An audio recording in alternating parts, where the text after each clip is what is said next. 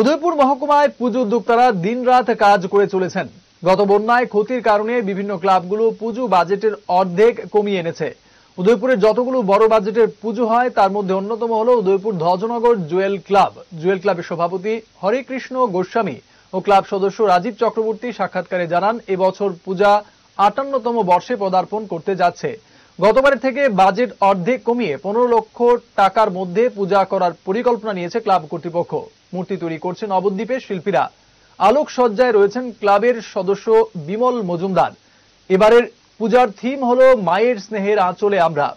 পুজোর ৪ দিন থাকবে সাংস্কৃতিক অনুষ্ঠান, নবমীর দিন থাকবে সবার জন্য অন্নভোগ। আমরা এবার তো ৫৮তম পূজা, প্রথম পূজাটা হয়েছিল ১৯৬৭ সনে, এবার ৫৮তম পুজো হচ্ছে আমাদের। পুজোর বাজেট কত?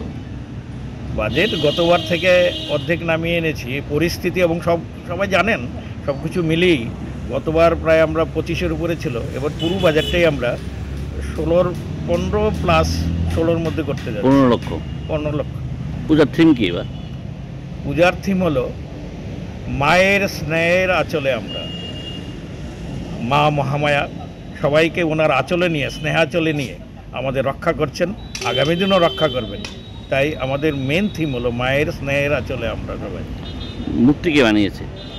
মূর্তি বানিয়েছে এটা নবদ্বীপ থেকে ওনারা এসেছেন। নবদ্বীপে কিছু শিল্পী আবার মেদিনীপুর থেকে আছে, তো মেদিনীপুর বললেও হবে, বা নবদ্বীপের একজন শিল্পীও আছে।